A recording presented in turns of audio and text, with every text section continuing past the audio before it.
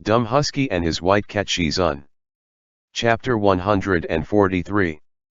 Shizun turned out to be my pure unattainable love, my bedazzling passion, the apple of my eye, my fated one.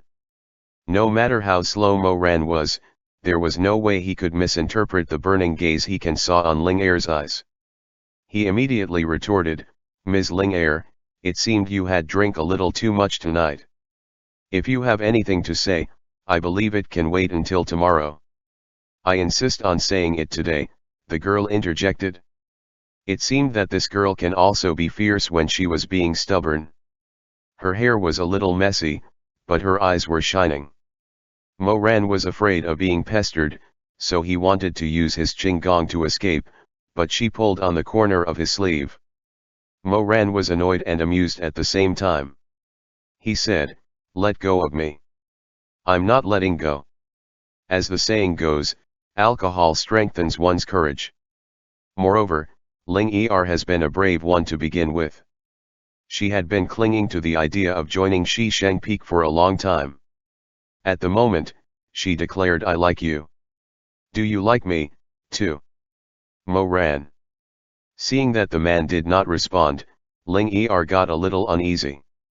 Ever since Moran first came to Yuliang village, she felt that this man cut a formidable and heroic figure. Later on, when she found out that he was the famous Grandmaster Mo, her heart fell deeper and deeper into this thought. The busy harvest season was almost over and Moran would be leaving soon. She was just a normal girl in the lower cultivation world, and the only thing she had going for her was a pretty face and a good figure. Although she did not know exactly what Moran thought of her, if she did not express her feelings now, it would be very difficult for her to have another chance in the future. Therefore, with the help of the alcohol, she was able to muster up the courage to follow Moran and confess her love to him.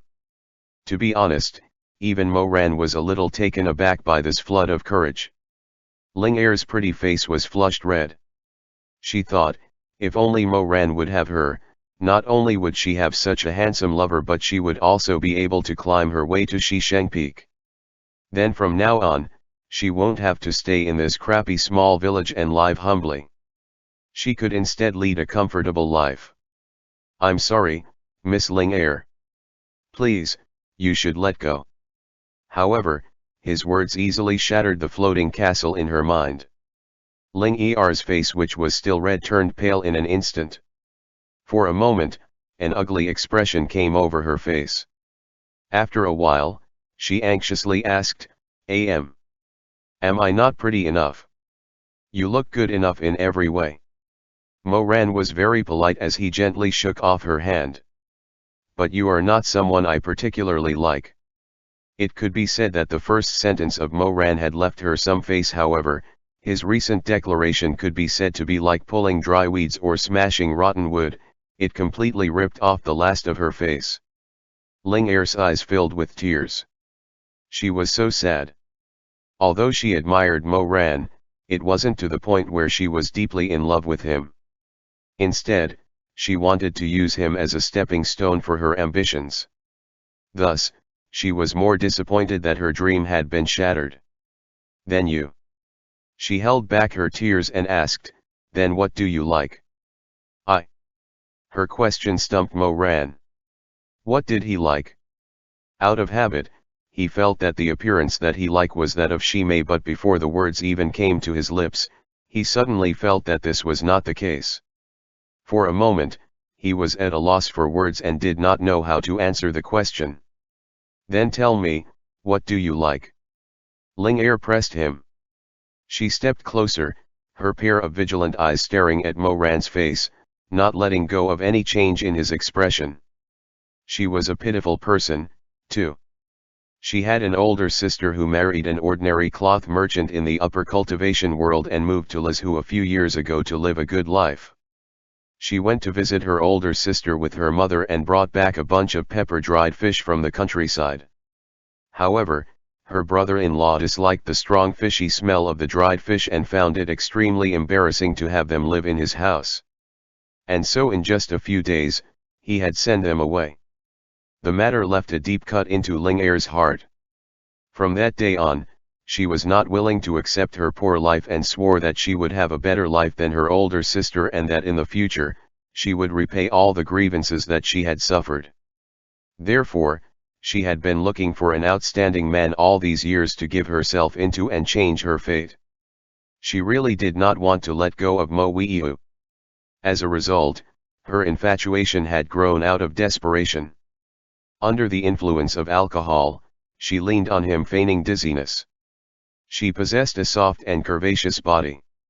In the summer, when she walked through the fields, men would steal glances at her all the time. She was betting, wanting to use her soft and warm body to tear open Grandmaster Mo's armor. "What's wrong with me? You don't even want to think about it? Why won't you even consider it? Why are you rejecting me just like that?" She pressed her warm and soft body against him, which only made Mo Ran completely uncomfortable.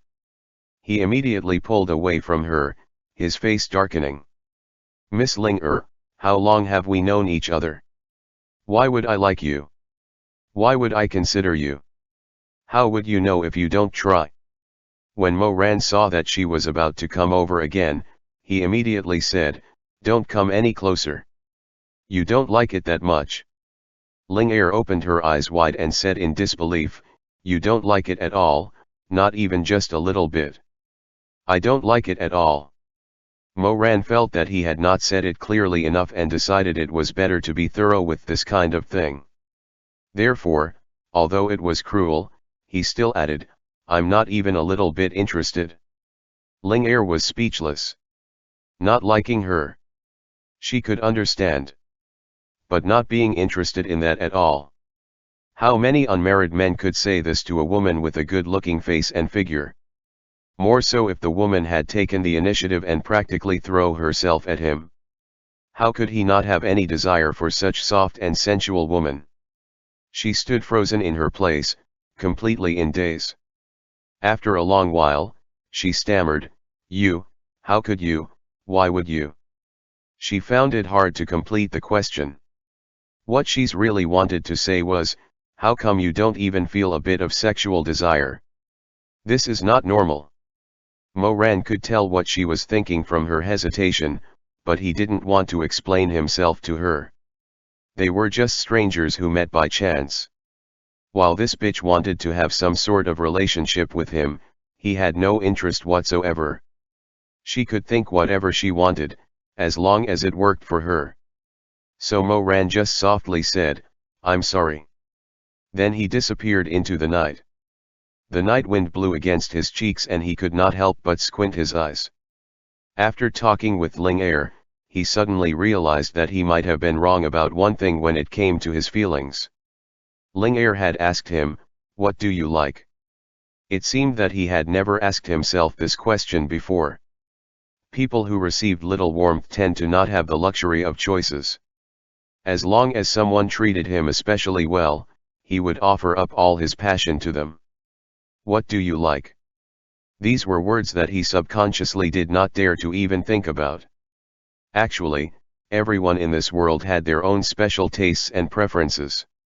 When Mo Ran was young, he often heard other children tugging at their parents' clothes and saying, "I like to eat this, it has chopped green onions." Or, "Mom, this red lantern looks better than the yellow one, I like the red one." But he could not say that. Even if he said it, it would be useless. The only thing he could afford to eat was the cheapest white flour pancakes, and he had to break them up and share half with his mother. Later on, when he was at the Jade Wine House, he would also steal glances at the rich young masters who came to watch the opera. He saw them waving their silk fans and leisurely saying things like, "I like that cooey air from last time. I wish she had sing this time as well. She's delicate and has a sweet voice," and so on. The thing is, in Mo Ran's eyes, cooey air was not as beautiful as Bai Rong, but who cared what he thought? No one asked him, "What do you like?" Whether it was about aesthetic or making a decision, those were normally reserved for the rich. For Mo Ran, he could only be grateful for whatever was given to him, be it food to eat or clothes to wear. What he liked does not factor at all. He would only be a fool not to accept whatever was given to him. What right did he have to like? How could he dare to like? What qualifications did he have to like? He only had a lowly life that he had to struggle with all his might to survive. After a long time of living like this, the habit of holding on to whatever he got was deeply ingrained in his bones. Later on, no matter how much gold, silver, and jewels he wore or how the richest perfumes only made him sneeze, it could not conceal this layer of poverty in his bones. Looking through Moran's life, his childhood was spent in abject poverty and full of grievances. His feelings were like dirt on the solace of his shoes, worthless. Therefore, no one would ask him, "What do you like?" Later on, when had raised to the ultimate greatness, those who the emperor deemed worthy to accompany him, did so as one would accompany a tiger. His thoughts could only be speculated by others, so no one would dare to ask him, "What do you like?" So now, Ling Er had suddenly asked him this question. It was just a few simple words, but it had actually stumped him. Once he thought that if he liked someone, he would be respectful to them and hold them with utmost care without daring to have dirty thoughts about them. Just like how he treated Shimei. He felt that this was how you like someone, and there seemed to be nothing wrong with that thought. But at this moment, he vaguely understood that things weren't exactly as he thought them to be. Did he really like someone gentle more than someone who's stubborn? Did he like sweet-tempered more than firm and unyielding? Did he really like affectionate peach blossom eyes more than fierce phoenix eyes? Did he really like Shiming Jing? Instead of. He did not dare to think about that name, but his heart was beating uncontrollably fast and his blood surged to a boiling point. Moran was shocked by his own feelings. Love, lust. Love and lust. Weren't love and lust supposed to be inseparable? He was attracted by the other person's appearance, by the other person's voice, by the other person's scent, and even by the way the other person looked at him. He wanted to seize and possess them. He wanted to leave his own breath on the body that originally had nothing to do with him, wanted to insert his own passion into the other person's body. He had always believed that love was sacred, and that the person he loved should not be desecrated. But how could he really not defile them? When the body of the one he loved, the one he longed for and yearned for, appeared in front of him, how could he not feel his whole body heat up? How could he not be affected? There were different kinds of love in the world, but only romantic love had nothing to do with cleanliness. Romantic love tended to end with stain of sticky sweat and to have the color of flesh. It tended to end with tangled hair and the thick scent of heath blossoms. It was related to moans of passion and had something to do with delicate flower stamen that would be able to grow in a damp and humid bed. In the darkness of the night, Moran suddenly stopped in his tracks. His eyes were frighteningly bright and his expression was aghast. It was as if something in his brain had broken. The wild flow that had always been suppressed by his stubbornness and foolishness had drowned him with an earth-shattering momentum, swallowing him up. He stood in place in shock. Desire, lust, love. Chu Wanning. He finally dug out this name. The sand and mud were washed away and finally revealed the treasure within. It had always been Chu Wanning. This kind of private emotion, this kind of passionate love, had always belonged solely to Chu Wanning. He felt his vision darken. The obsession of 2 lifetimes had been shattered. The broken brick wall was washed away by the violent tides, slapping him hard in the chest and making him almost breathless. He was overwhelmed with shock. Could it be? So, it was actually like this. Had the person he liked, his so-called love, had it all been wrong all along? When Moran returned to the bonfire gathering with the jar of pear blossom white in his arms, Ling Er was no longer there. Of course, no one noticed that a young girl had left the gathering. Naturally, no one knew that Moran and her had a conversation just now. They continued to drink and chat merrily, and it was very lively. After 3 rounds of drinking, the villagers began to play a game. They used rice stalks to weave a straw ring and ask someone to go up and beat the drum. When the drum stopped, whoever the straw ring passed to would be asked a question and could not refuse to answer. This was a kind of entertainment that the farmers of the lower cultivation world would think of when they had nothing to do. The game was simple and easy to learn. Even people like Chu Wanning who had no interest in playing would not find it difficult to integrate into the game. Alright, it's Lao Bai's turn. Come, Lao Bai, let's draw lots. With a bitter face, Lao Bai grabbed a folded piece of paper from the big bowl. He unfolded it and read, "Is a woman with big breasts better or a woman with a fat butt better?" The people around him immediately roared with laughter. Lao Bai was so angry that his face turned red. He raised the piece of paper and cursed, "Which idiot wrote this kind of question and threw it in? This old man will fuck you up." "Don't." A villager laughed and pulled on his clothes.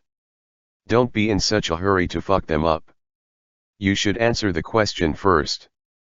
Lao Bai's wife was also sitting below. She was staring at him with her pair of bullfrog eyes. Lao Bai's hair stood on end. He stuttered for a long time before whispering, "I think they're all about the same." Immediately, someone laughed and shouted, "What are you talking about? There's no point in lying. You clearly told me a few days ago that you think women with big butts are better and that they're easy to give birth to. Why didn't you tell the truth? Drink, drink. Drink as punishment." Lao Bai had no choice. He grimaced in pain and drank the wine. After drinking, he was pulled by the ear by his wife and got scolded. Chu Wanning was hidden in the crowd. He felt awkward and curious at the same time. However, this kind of question was too vulgar. If he was asked, he would definitely not be able to answer. At this time, the village chief happened to be holding a foot of black cloth.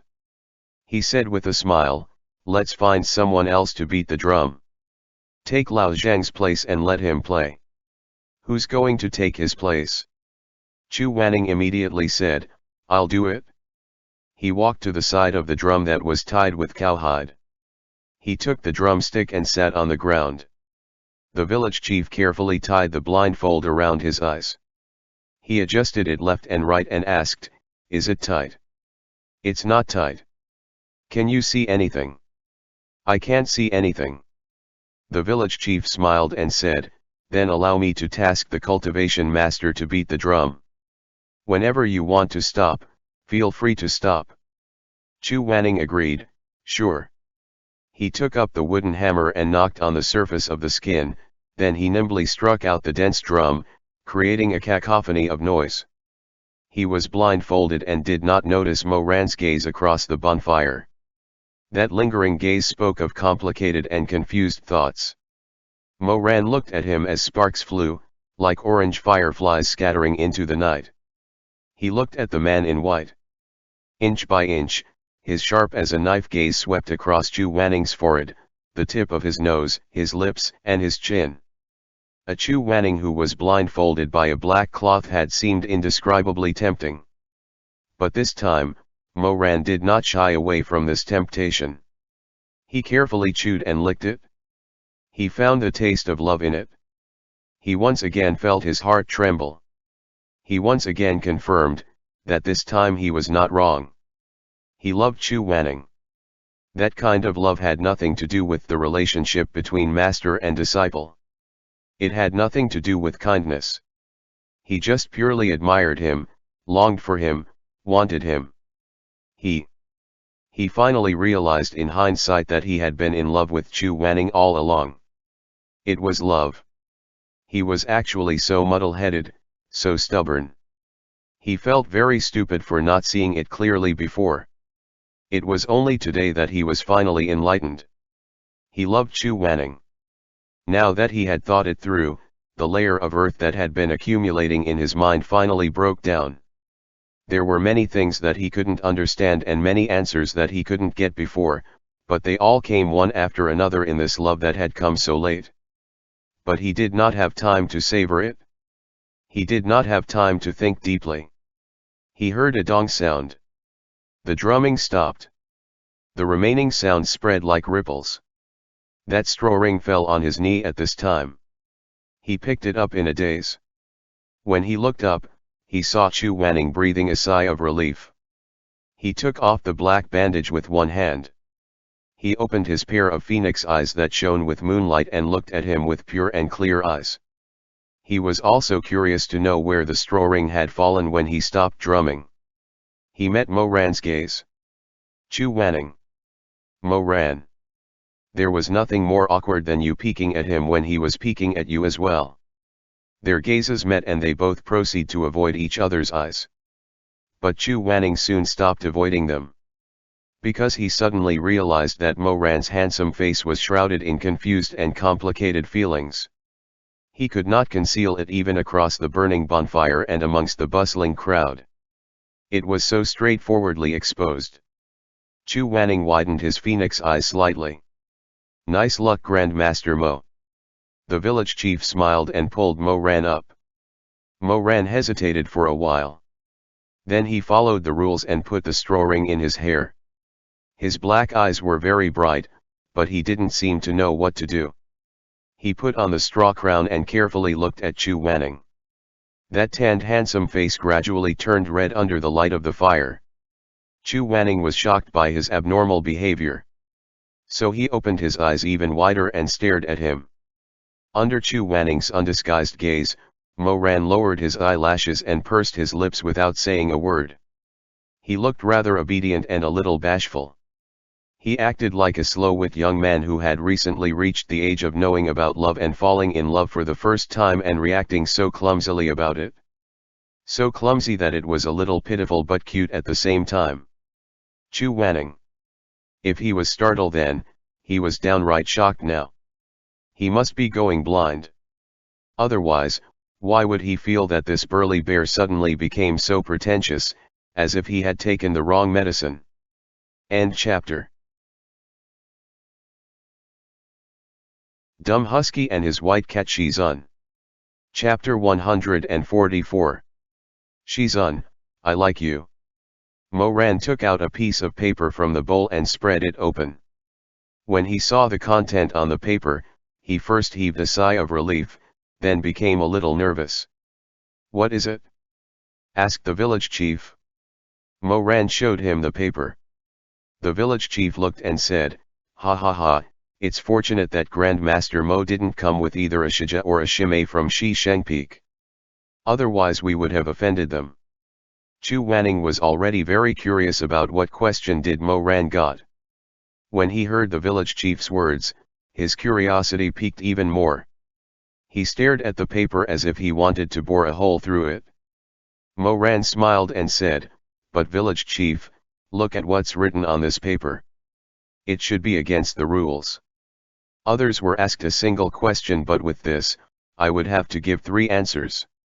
"Who asked the cultivation master to pick this one?" said the village chief jovially. "If the cultivation master is not happy to answer this question, then throw it away and pick a new one." As Mo Ran deliberated on what to do, he realized that if he picked a new question, he might get an even more absurd question like which one is better, women with long lay or women with thin waist. So Mo Ran just smiled and said, "Forget it, I'll stick with this one." As he spoke, he passed the paper back to the village chief and said, "It seems I have to talk about the 3 people that I like the most in my life." When he heard this, Chu Wanning became speechless. Meanwhile, Ling Er had returned back to the gathering by this time with her eyes reddened. She did not move forward as she was afraid that others would notice that she had just recently cried her eyes out. She sat at the outermost edge of the bonfire where Mo Ran could not see her. When Mo Ran declared what's written on the paper, he didn't look at anyone at all. It's because he felt that the question was too personal and it made him felt awkward enough to answer it. What's more, should he catch anyone's eye while making his declarations? Thus, he fixed his gaze to the bonfire. The flickering bonfire was reflected in his dark eyes, illuminating his handsome face. He stared at the flame and got lost in thought for a long time.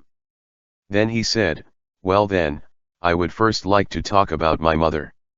My mother passed away rather early in my life. In fact, I don't really remember how she looked like anymore. I only remember that when she was around, I could always eat and sleep well, Moran said. So, if we were to talk about 3 people that I like most, she would definitely be one of them. Village chief nodded. That's good, I'll count one for you, Grandmaster Mo. The second one is my Shikshan. He treats me warmly, and even though we aren't related by blood, he treats me better than any of my real brother I could possibly have. Chu Wanning had long expected this answer, so hearing this didn't cause unnecessary ripple on his heart or his expression. It was pretty obvious that Moran liked Chi Mingjing.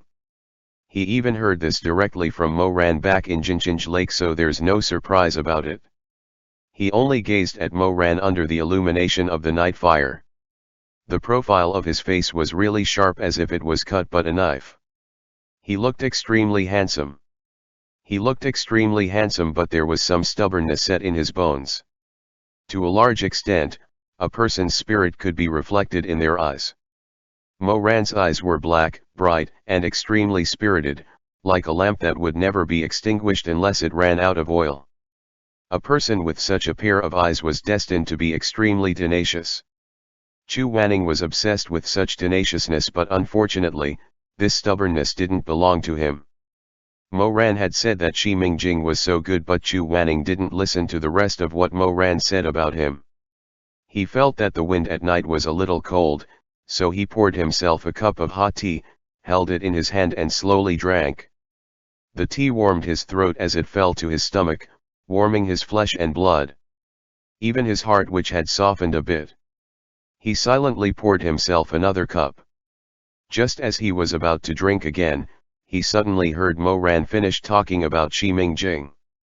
Moran paused for a bit and started again. All right, there's one more, and the third person that I want to talk about is my Shizun. Cough cough cough. Chu Wanning seemed to have been scalded. He choked on the tea and coughed repeatedly. His face was flushed red. He buried his head while wiping the spilled tea, but he didn't raise his head to look at Moran. Chu Wanning was an emotionally stunted person. When it comes to emotional confrontation, he was rather like an ostrich who would bury its head in the sand. If he was pulled up from the ground, he would only panic since he was covered with sand, and then, he would want to be kept in the dark again, curl up and hide himself. But Moran clearly didn't intend to give him a chance to escape this time. Chu Wanning was too rigid. If he was allowed to do as he pleased, he would always turn away and showed only the back of his head. He always wore a lighting fierce look with knitted eyebrows faintly showing a thunderous intent to attack. But Moran knew that this was nothing more than an exquisitely polished human skin mask. He had seen Chu Wanning's gentle human soul behind the mist of hot steam at Menpo Hall, looking pitiful and helpless. He didn't want Chu Wanning to continuously wear such a sinister and terrifying mask anymore. If this man with low self-esteem wasn't willing to take this mask off, then he would extend his hand to him. The tea had only spilled a little and he had already wiped it clean. But Chu Wanning still kept wiping the dried water stains. He was used to being trapped in a cocoon of his own making, so he didn't raise his head. Gradually, he felt that the surroundings were very quiet, so quiet that it was a little strange. Then, he heard a child giggle. The voice was very low, but anyone could hear it. Mother, Cultivator Chu is so silly. The mother hurriedly covered her child's mouth and admonished the child, shhh. But Chu Wanning already heard it. Silly. In all his life, Yuheng of the night sky has never been called silly. He was called arrogant and strict, fierce and cold, and Shizun, if you keep wiping that, I'm afraid you're going to make a hole in the table. A pair of black-colored boots appeared by his table. They came over very closely to where he was. In fact, it was close enough to be considered offensive. When they stopped, Chu Wanning saw a pitch-black shadow cover him like a mountain pressing down on him. The pressure was so heavy that he couldn't breathe. The pressure made him feel a little mortified and a little furious at the same He suddenly felt a little resentful, angry at his sudden feeling of weakness. Thus, he threw the handkerchief aside and abruptly raised his head. His eyes were filled with provocation as he glared at Moran with unbridled fierceness. It was as if he was about to draw his sword. Almost at the same time, Moran said in a respectful and gentle tone, "I'm sorry Shizun, please pay attention to me." This sentence was like a magic spell that grew powerful with Chu Wanning's reactions. Only Chu Wanning knew that he didn't raise his head because Moran asked him to pay attention to him. The timing was merely coincidence. However, what's the use? Aside from him, whether it was Moran or the people around, they all felt that because of his disciple's request. Chu Wanning quickly agreed to do as he asked. It seemed as if he was quick to agree. For some reason, Chu Wanning found it very embarrassing if others thought of this about him. Chu Wanning's face was as cold as ice, but his eyes were ablaze with fire. However, what met his eyes was only Moran's gentle and warm gaze. Like endless spring water, it easily drenched his anger and closed his sharp mouth. Moran proclaimed, "Shizun, the third answer is you." Chu Wanning had nowhere to vent his fury and instead became expressionless as he answered, as he tried to appear calm and casual. He thought that he was projecting a calm demeanor worthy of Grandmaster Chu's reputation. Chu Wanning secretly cheered for himself in his heart. However, Moran only looked at him in amusement. Grandmaster Mo thought that this Grandmaster Chu could be a little silly, right? Chu Wanning was completely unaware that he had already left the impression of being silly in his disciple's heart. And since he was nervous, he could only act more strictly and aloof as he asked, "So, what do you want to do here?" This question was a little on point that the smile on Moran's face stiffened. It's because Moran wanted to do everything but he couldn't do anything. So what if he liked Chu Wanning? He discovered this fact too late, so he couldn't be pursued anymore. Furthermore, he had already spent 2 lifetimes chasing after Shimei.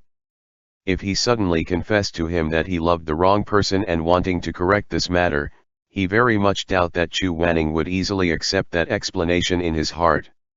If only he had understood his own feelings at the beginning of his rebirth, perhaps he could have still salvaged the situation. Until now, this discovery was actually just adding to his sufferings. In his previous life, Chu Wanning had suffered too much physical torture from his own hands.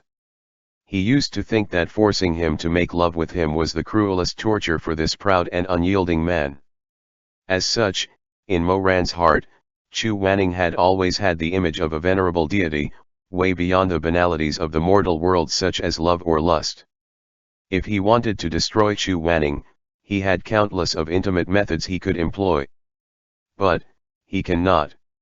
He had to be good to Chu Wanning this time. He should stop having such outrageous thoughts. In so doing, he had become so dumb that he thought the only way he could be good to his Shizun was to keep a distance from his Shizun, that he should put Shizun on the altar and worship him from below. This word like he had uttered actually contained a burning and secret love. It's something that Moran couldn't let Chu Wanning notice. He could only control himself and use the relationship between master and disciple to carefully disguise this love.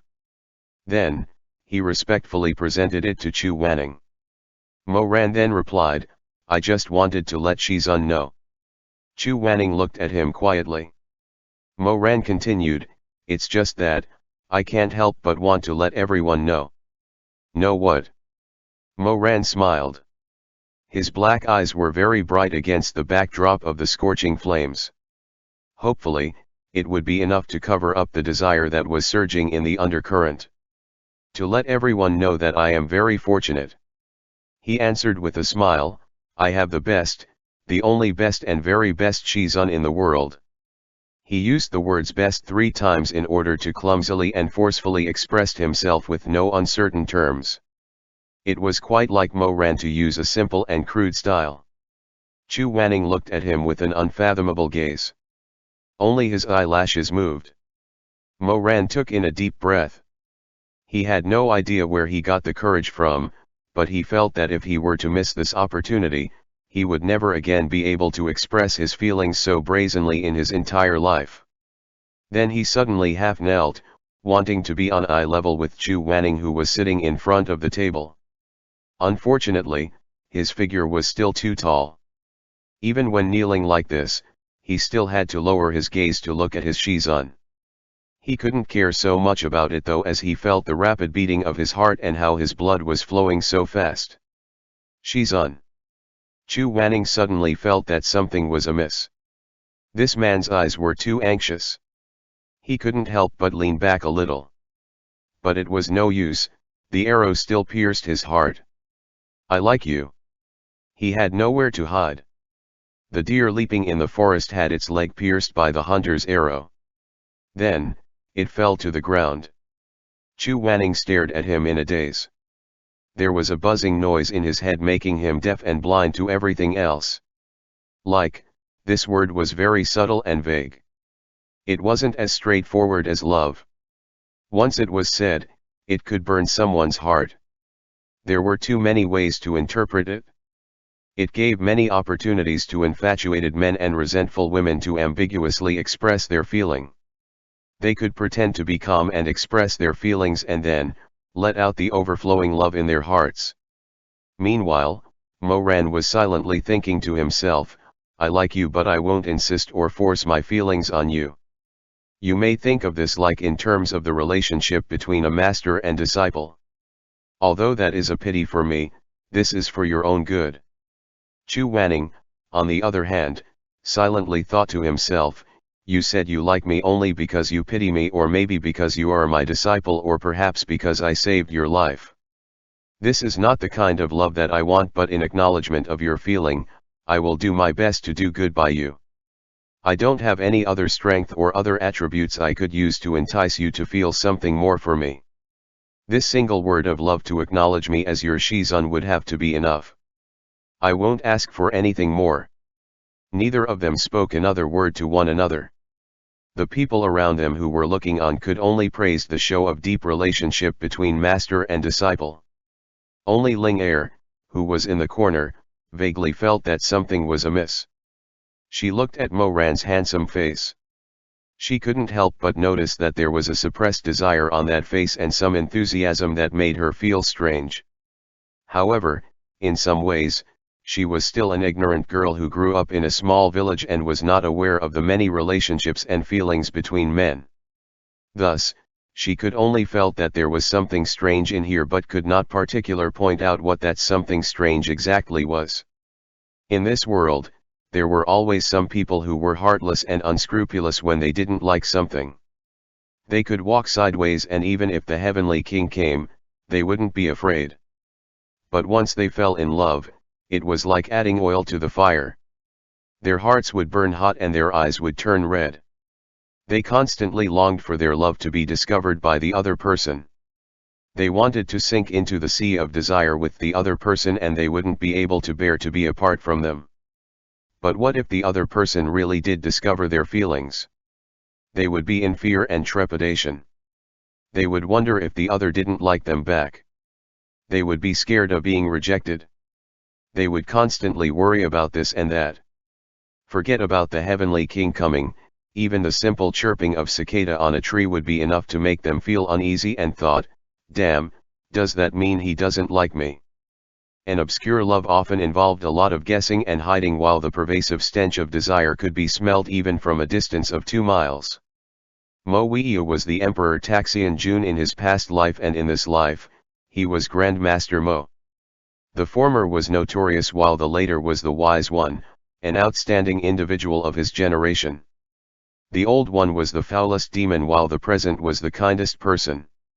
Whoever he might be, he could not help but be drenched in this stench. And what about Chu Wanning? Chu Wanning would forever be the person caught in a fish net. Even the slightest disturbance of feelings was enough to give him a headache and make him feel conflicted. Moreover, he was the kind of person who would insist on keeping his face. Thus, with a snort, he said, "What's there to talk about such a rotten thing?" He was really courting death. End chapter.